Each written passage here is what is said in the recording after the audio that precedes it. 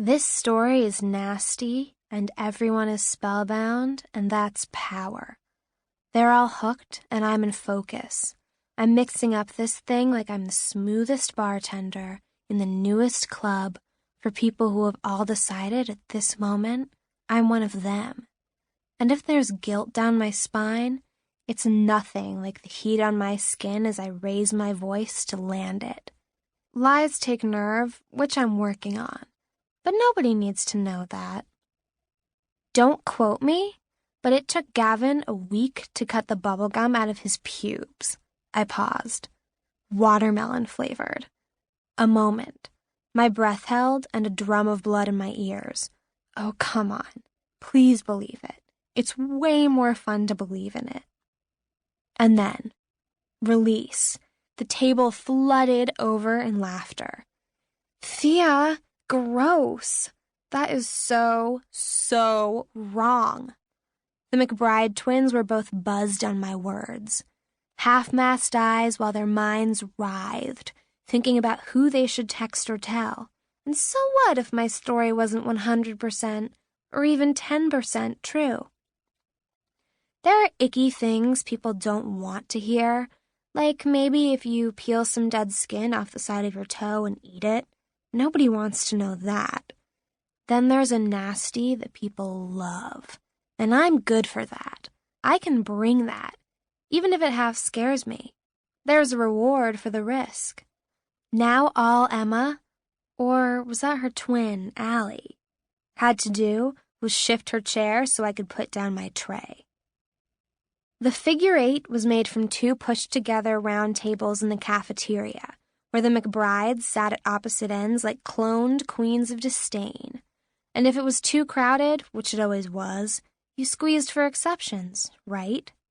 Except that with every ticking second, I could feel my alter ego, the girl I called Gia, curling up and smoking off into nothing as my real self touched down.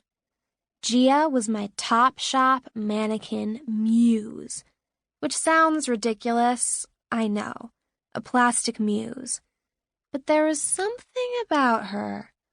Even when we'd stripped her naked or tarted her up in some cheap knockoff trend, Gia somehow held on to her value. She was made from style and indifference. She was the girl I wanted to be. Could be, with practice. The verdict on my bubblegum story would come from a McBride, who both were studying me like we hadn't all grown up together. Hadn't done bus rides and field hockey and detention since middle school together. Maybe they were remembering bookworm Thea. Maybe they'd forgotten that I'd already sat at the figure eight a handful of times this year. Give it up, McBrides. Give me a seat and I'll invite you all to my house on Saturday night. Give it to me, and I'll never give it up. Maybe they did know this. Maybe that was why they were hesitating. Theodora Parrott?